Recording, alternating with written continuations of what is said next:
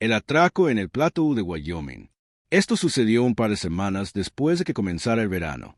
Acababa de graduarme de la preparatoria y era mi primer y probablemente último verano sin responsabilidades reales, ni académicas ni laborales. Todos saben que el comienzo del verano es la mejor época del año, así que se puede decir que en ese momento estaba viviendo mi mejor vida. En Wyoming, hay una tradición popular donde los recién graduados conducen hasta los platos para escalar rocas. Bueno, en realidad no estoy seguro si es una tradición en algún otro lugar aparte de mi escuela, pero me gusta pensar que sí. Es una especie de rito de iniciación, celebrando tu libertad haciendo algo que requiere un poco de habilidad y mucho valor. Mis amigos y yo habíamos estado hablando de ello durante semanas, y finalmente decidimos hacerlo.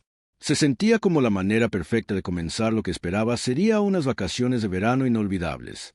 Éramos yo, Alexandra, Nick y Jack. Todos habíamos sido amigos desde la secundaria, y Alex era la única con un coche lo suficientemente fiable para el viaje. Un Jeep del que estaba obsesionada y aprovechaba cualquier excusa para llevarlo fuera de la carretera. También era la conductora designada ya que no bebe, lo cual funcionaba perfectamente para el resto de nosotros que planeábamos llevar unas cervezas para celebrar una vez que llegáramos a la cima del plato que decidiéramos escalar. Nuestro plan era visitar primero el mirador de Flaming Gourd, luego conducir por la zona del plato para encontrar un buen lugar para escalar. El mirador era increíble, una de esas vistas que te hacen recordar por qué amas vivir en Wyoming. Después de pasar aproximadamente una hora tomando fotos y simplemente empapándonos de la vista, comenzamos a regresar hacia la Ruta 80, tomándonos nuestro tiempo y buscando posibles lugares para escalar. Íbamos conduciendo por la Highway 141 cuando vimos una zona realmente genial a un lado de la carretera. Había unas formaciones rocosas enormes que parecían perfectas para escalar. No demasiado técnicas, pero lo suficientemente desafiantes como para valer la pena el esfuerzo. Alex se metió en un pequeño estacionamiento de grava y agarramos nuestro equipo y llenamos nuestras mochilas con bebidas. El plato que elegimos estaba quizás a 15 minutos de escalada hasta la cima. Nada demasiado loco, solo una subida constante por la pared de roca con suficientes agarres para las manos y los pies para que fuera manejable. Tengo un montón de fotos de ese día, principalmente porque Alex insistió en que le tomáramos 1 millón de fotos, así que incluiré algunas de ellas. Alex fue la primera, ya que era la escaladora más experimentada entre nosotros, seguida por mí, luego Nick y Jack cerrando la marcha. La vista desde la cima valió la pena. Se podía ver por kilómetros en todas direcciones, solo interminables extensiones de la naturaleza de Wyoming. Abrimos nuestras cervezas y estábamos sentados disfrutando del momento, hablando de algunos de nuestros otros amigos de la escuela. Yo estaba como mirando al vacío, admirando el paisaje, cuando noté un coche acelerando por la carretera. Era una camioneta roja. Para mi sorpresa, después de pasar el coche de Alex, frenó bruscamente en medio de la carretera. Seguí mirando y de hecho empezó a retroceder allí mismo, en medio de la carretera. Se lo señalé a mis amigos y los 4 nos quedamos un poco más callados, preguntándonos qué hacía la camioneta. Retrocedió hasta que pudo girar hacia el estacionamiento donde habíamos aparcado, lo cual hizo. Todos observamos cómo alguien salía de la camioneta. Desde nuestra distancia, pudimos decir que era un hombre por su altura y complexión, pero no pudimos distinguir muchos detalles. Al principio, pensamos que tal vez era solo otra persona buscando un lugar para escalar o hacer senderismo o simplemente detenerse a descansar. Pero luego empezó a caminar alrededor del jeep de Alex de una manera que inmediatamente nos pareció incorrecta. Estaba mirando por las ventanas, intentando abrir las puertas y, en general, inspeccionando el coche como si planeara robarlo. Fue entonces cuando Nick gritó «Hey» desde la cima del plató para anunciar nuestra presencia y hacerle saber a ese tipo que el coche no estaba desatendido. Vimos al tipo saltar un poco y empezar a mirar alrededor, claramente sin saber de dónde había venido la voz. Finalmente, nos vio desde lo alto del plató y de hecho nos saludó. Eso nos hizo pensar que todo había terminado, que probablemente se subiría de nuevo a su camioneta, sabiendo que no podía salirse con la suya. Sin embargo, para nuestra sorpresa, siguió merodeando por el coche de Alex. En respuesta a eso, Jack gritó que estábamos armados, lo cual sigo pensando que fue una mala idea. Obviamente no teníamos armas con nosotros, pero supuse que Jack pensó que Farol podría asustar al tipo. En cambio, el hombre nos miró y gritó algo que me dejó helado. Dijo, «Yo también, muchacho». Luego levantó algo en el aire y lo agitó, presumiblemente un arma, pero no pude distinguirlo desde tan lejos. Lo que sucedió después fue como algo sacado de una pesadilla. El hombre comenzó a golpear los cristales del jeep con el hombro y el codo, claramente intentando entrar. Pudimos escuchar el impacto incluso desde donde estábamos sentados. Alex estaba furiosa y comenzó a gritarle que se alejara del coche. El resto de nosotros nos unimos, gritando y haciendo todo el ruido posible mientras bajábamos corriendo del Plateau tan rápido como podíamos de forma segura. Nunca en mi vida había bajado nada tan rápido. Para cuando escuchamos el sonido de cristales rompiéndose, ya habíamos llegado al suelo y estábamos corriendo por el estacionamiento hacia el jeep. El hombre nos vio venir y nos gritó que nos detuviéramos, apuntándonos con lo que ahora podía decir que definitivamente era una pistola. No tuvimos más remedio que detenernos y levantar las manos. El hombre nos dijo que tiráramos nuestros teléfonos y carteras al suelo, cosa que hicimos sin dudarlo. Luego nos ordenó que camináramos hacia atrás mientras recogía nuestras cosas, manteniendo el arma apuntándonos todo el tiempo. Ya estaba lo suficientemente cerca como para ver bien su cara. Era un hombre blanco, mayor, tal vez de unos 50 años, con una barba desaliñada y rasgos algo curtidos. Nada particularmente distintivo, lo cual era frustrante porque sabía que sería imposible identificarlo entre un grupo de hombres blancos de aspecto genérico. Después de recoger todas nuestras pertenencias, sacó un cuchillo y pinchó una de las llantas de Alex. Luego regresó a su camioneta, que noté que no tenía placas, y se fue sin decir una palabra. Alex estaba furiosa, y no la culpo. Yo estaba principalmente asustado por haber sido encañonado, pero si hubiera estado en su lugar, también estaría furioso. Este tipo no solo nos había robado y dañado su coche, sino que ni siquiera podíamos llamar a la policía ni perseguirlo, ya que nos había quitado los teléfonos y había inutilizado el jeep. Jack y yo cambiamos la llanta lo más rápido posible. Pero estoy bastante seguro de que todos sabíamos que no habría manera de hacerlo lo suficientemente rápido.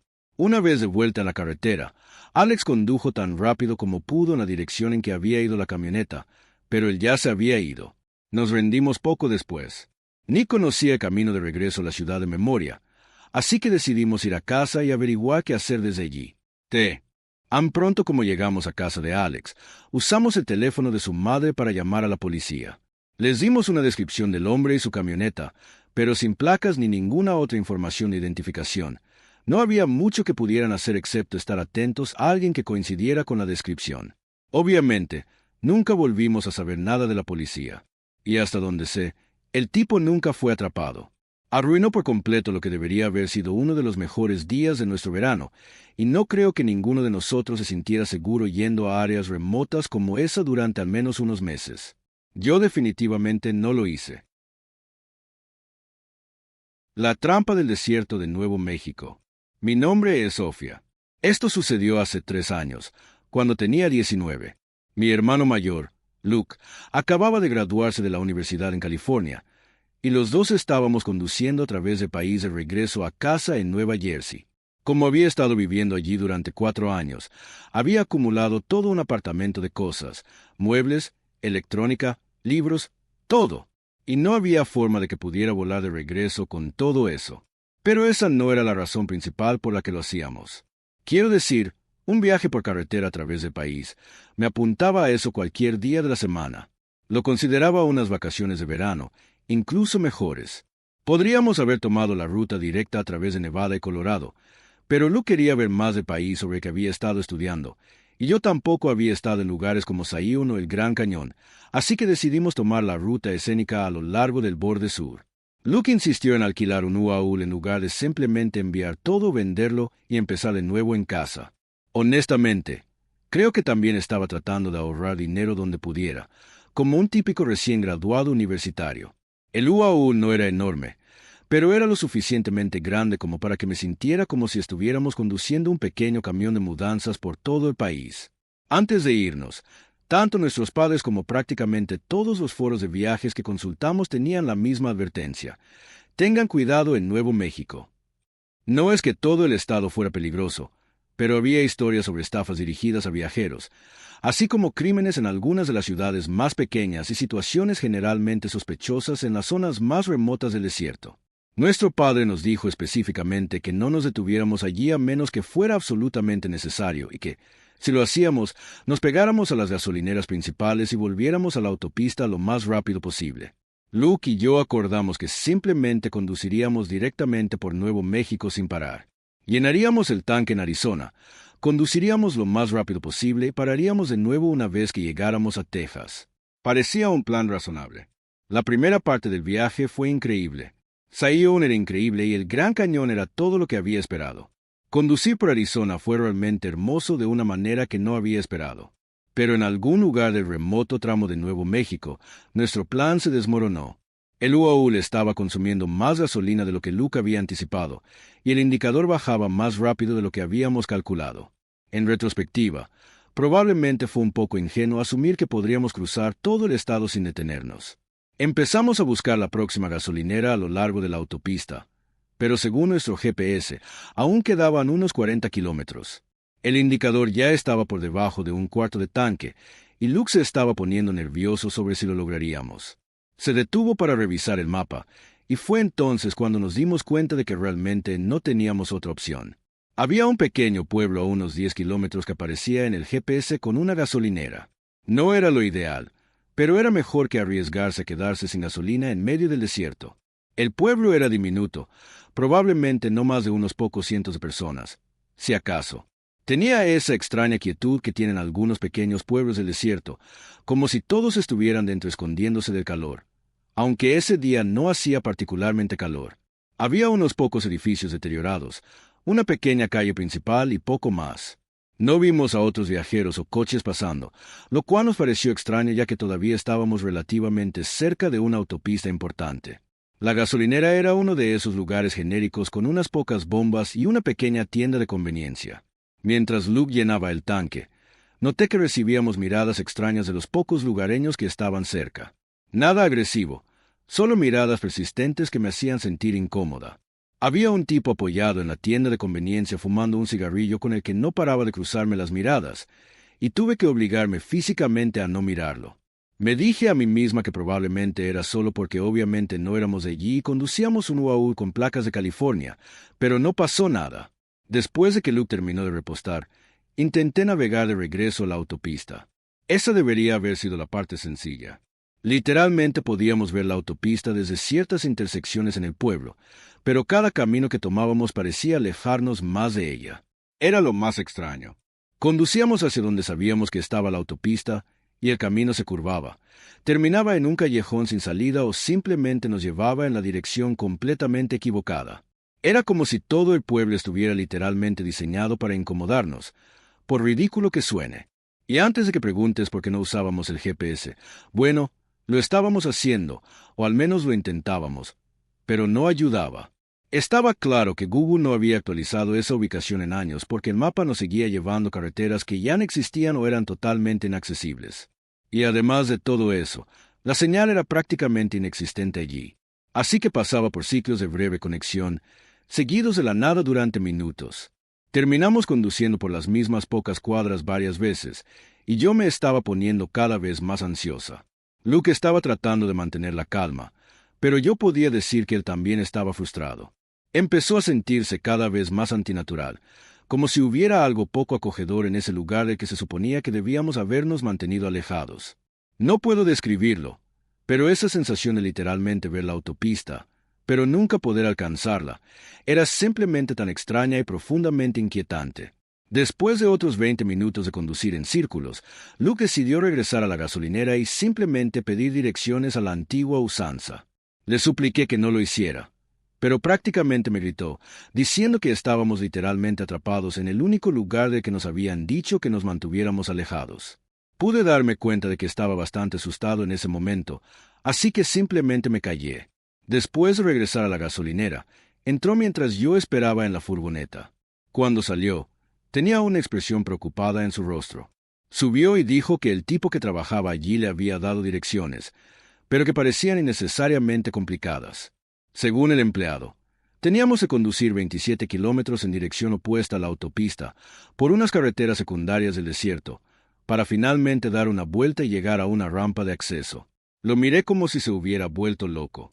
¿En qué mundo necesitaríamos conducir 27 kilómetros en la dirección equivocada cuando podíamos ver la autopista desde donde estábamos sentados?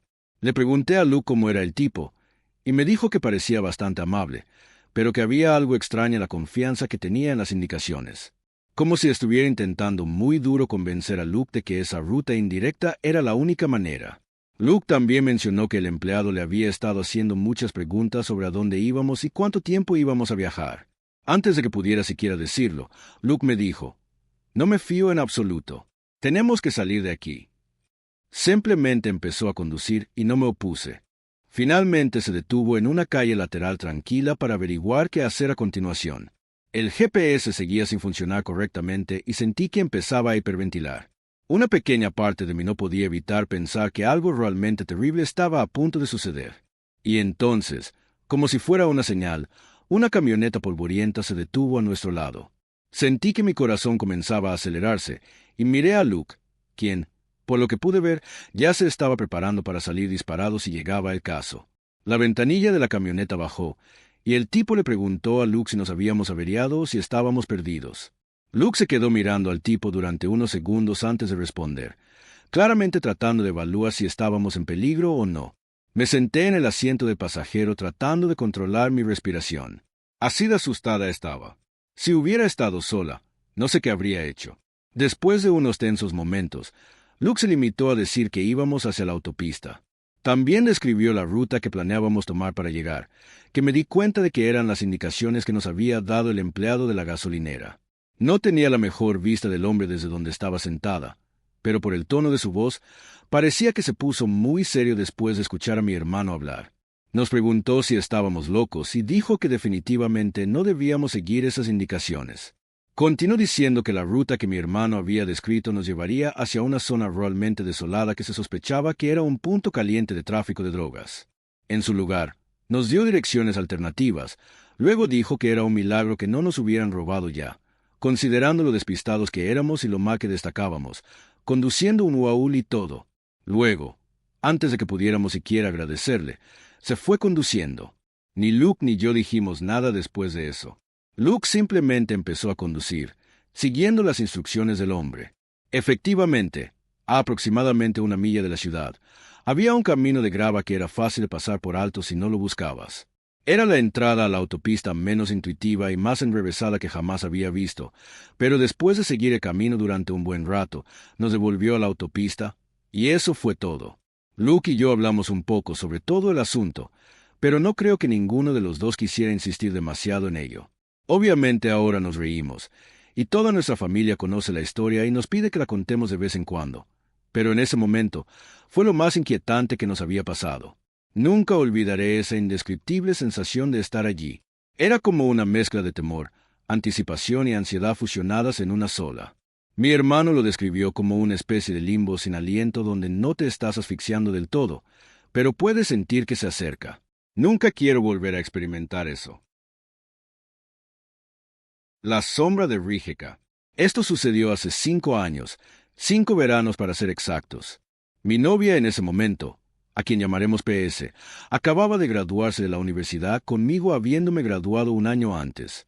Ya no estamos juntos, pero no hay resentimientos entre nosotros, y no me arrepiento de ni un solo momento de nuestra relación, aunque finalmente se desmoronó. Ella era de ascendencia mixta, mitad croata y mitad brasileña. Y los dos siempre habíamos hablado de hacer un viaje por Europa juntos después de terminar la universidad.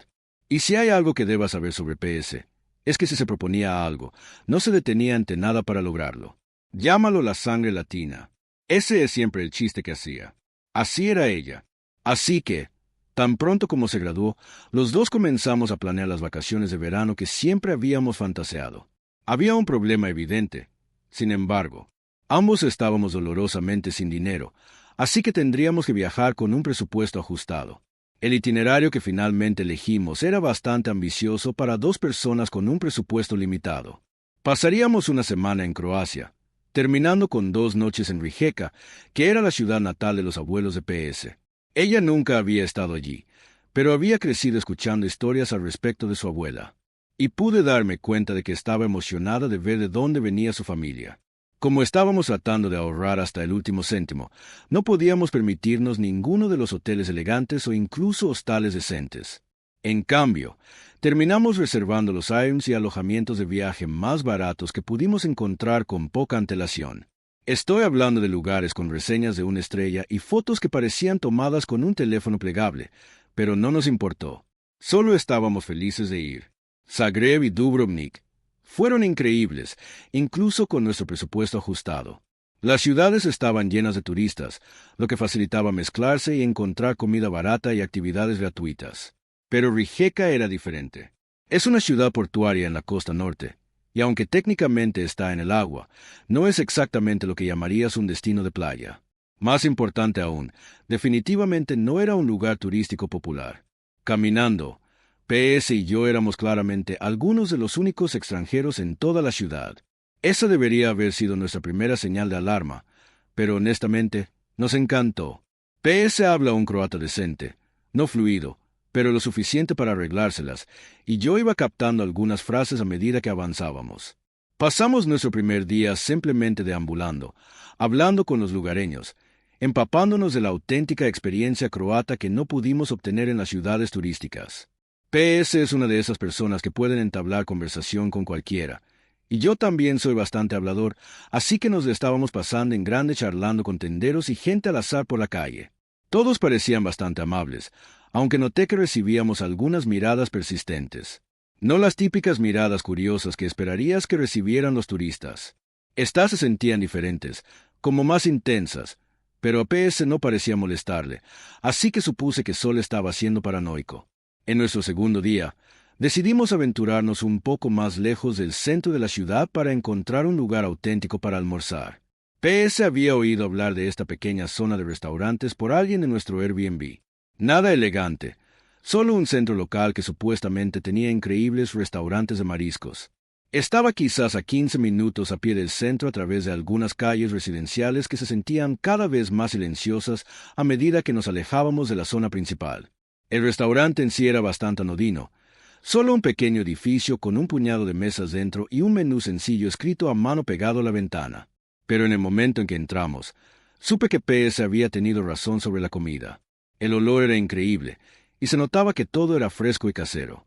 Nos sentamos en una mesa cerca de la ventana y pedimos demasiada comida.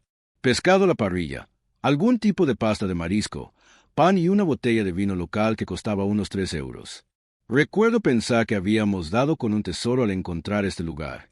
La comida era absolutamente fantástica, mejor que cualquier cosa que hubiéramos comido en los restaurantes turísticos, y nos estaba costando prácticamente nada. En un momento dado, noté que mientras habíamos estado comiendo, un grupo de 5 hombres había entrado y se había sentado a solo 2 mesas de nosotros. Tenían un aspecto rudo, el tipo de hombres a los que evitarías cruzar la calle en cualquier país. Pero simplemente estaban sentados comiendo, sin prestarnos mucha atención, por lo que pude ver. De hecho, me sorprendió no haberlos notado antes. Supuse que simplemente había estado demasiado distraído por lo buena que estaba la comida o demasiado absorto en la conversación que estaba teniendo con mi novia. No le di mucha importancia y volví a comer. Pero recuerdo que me pareció un poco molesto lo fuerte que hablaban. Estábamos a mitad de nuestra comida, simplemente hablando y disfrutando, cuando de repente PS se quedó callada. Estaba mirando más allá de mí, hacia la parte trasera del restaurante, hacia esos tipos, y pude notar que algo había cambiado en su expresión. Antes de que pudiera preguntarle qué pasaba, se inclinó sobre la mesa y dijo muy discretamente que teníamos que irnos de inmediato. Le susurré de vuelta, preguntándole de qué hablaba, pero ella ya estaba buscando su bolso. Dijo que lo decía en serio, y había algo en su voz que me dijo que era mejor que la escuchara. Todavía no entendía qué estaba pasando, pero ella no es el tipo que entra en pánico por nada. Habla el idioma. Conocía la cultura mejor que yo. Si decía que teníamos que salir de allí, probablemente había una buena razón. Saqué un puñado de billetes de cuna y los tiré sobre la mesa, mucho más de lo que costaba nuestra comida, y la seguí hacia la puerta. Todo el tiempo esperaba que me explicara, pero ella seguía caminando más rápido, prácticamente tirándome del brazo. No fue hasta que estuvimos afuera que finalmente le exigí saber qué estaba pasando. Miró hacia el restaurante y dijo que había oído a esos hombres hablar. Estaban discutiendo lo que nos iban a hacer a nosotros, a ella específicamente. Su voz temblaba un poco, lo que me asustó más que nada. Dijo que los oyó decir que primero nos separarían y que un tipo llamado Lucas sabría qué hacer, quien quiera que fuera. Dijo algunas otras cosas que no quiero repetir, Pero el mensaje era cristalino. Teníamos que regresar a la parte principal de la ciudad lo antes posible. Le dije que podrían haber estado bromeando, pero ella negó con la cabeza y dijo que no estaban hablando de cosas que querían hacer, sino de cosas que iban a hacer. Me dijo que tuvo la impresión de que lo que estaban discutiendo era algo rutinario en lugar de una fantasía. Le creí. Fue entonces cuando cometí el error de mirar hacia el restaurante. Los 5 hombres estaban afuera ahora y definitivamente nos estaban observando, sin siquiera intentar disimularlo. En el momento en que me vieron mirando, comenzaron a caminar en nuestra dirección. La agarré de la mano y le dije que nos estaban siguiendo. Sin decir otra palabra, ambos empezamos a correr. No trotar, no caminar rápido, sino correr a toda velocidad de regreso al centro de la ciudad. El problema era que estábamos mucho más lejos del centro de lo que me había dado cuenta, y las calles entre nosotros y la seguridad eran principalmente bloques residenciales vacíos. Pude oír pasos detrás de nosotros, y cuando miré hacia atrás, los 5 hombres nos estaban persiguiendo. Ya ni siquiera fingían. Simplemente nos estaban persiguiendo por las calles. Era francamente aterrador. PS estaba en mejor forma que yo, pero de alguna manera logré seguirle el ritmo, probablemente por la adrenalina. Corrimos lo que pareció una eternidad, doblando por calles al azar, esperando ir en la dirección correcta. Finalmente, después de quizás 10 minutos de la carrera más intensa de mi vida, comenzamos a ver a otras personas en las aceras y a escuchar el tráfico. Los hombres dejaron de perseguirnos tan pronto como llegamos a la zona concurrida. Miré hacia atrás una vez más y los vi allí, quizás a 2 cuadras de distancia, observándonos, pero sin acercarse más. Era como si supieran que no podían hacer lo que habían estado planeando una vez que hubiera testigos alrededor. Ambos estábamos completamente sin aliento y temblábamos de adrenalina. Ella estaba llorando un poco, aunque intentaba ocultarlo. Nunca la había visto tan asustada antes, y eso hizo que todo se sintiera aún más real. Encontramos un café en la plaza principal y nos sentamos tratando de procesar lo que acababa de suceder. Fue entonces cuando un señor croata mayor en la mesa de al lado, que debió habernos oído hablar en inglés, se inclinó y nos preguntó si estábamos bien. Cuando le explicamos lo que había sucedido, simplemente negó con la cabeza y nos llamó idiotas. No de una manera maleducada, sino como si no pudiera creer lo ingenuos que habíamos sido. Dijo que los turistas no deberían deambular solos por esa parte de la ciudad, especialmente los extranjeros obvios como nosotros. Luego, PS describió el restaurante en el que habíamos estado y la expresión del hombre se puso aún más seria. Lo que nos dijo literalmente me mareó. Dijo que básicamente habíamos entrado en un conocido lugar de reunión de criminales locales, que el lugar estaba conectado con algún tipo de grupo de crimen organizado que operaba en la zona. Parecía genuinamente preocupado por nosotros, como si hubiéramos evitado por poco algo realmente malo. Mencioné algo sobre notificar a las autoridades locales, y él simplemente se rió, pero no dio más detalles. Luego pagó su café y se fue rápidamente del café. PS y yo no nos quedamos mucho más tiempo.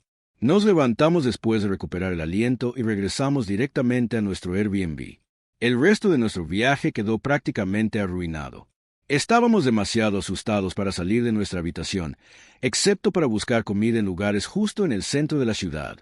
Pasamos nuestro último día sentados dentro, viendo la televisión en mi portátil y contando las horas hasta nuestro vuelo. Mirando hacia atrás, estoy increíblemente agradecido de que PS tuviera la presencia de ánimo para sacarnos de allí cuando lo hizo. Si no hubiera entendido lo que decían esos hombres, o si hubiera dudado aunque sea un poco, no sé qué nos habría pasado. Es una de esas experiencias que te hace darte cuenta de lo rápido que un día normal puede convertirse en algo genuinamente peligroso, especialmente cuando estás en un lugar desconocido donde no entiendes completamente la dinámica local. Honestamente, todavía me siento bastante estúpido por ser tan despreocupado en un país extranjero. Sé que esa es una de las cosas más peligrosas que puedes hacer, especialmente si no te pareces en nada a un lugareño. No hablamos mucho del incidente después de llegar a casa, pero sé que nos afectó a ambos. PS siempre había sido intrépida a la hora de viajar y explorar nuevos lugares, pero creo que ese día en Rijeka cambió algo para ella, porque ciertamente lo hizo para mí.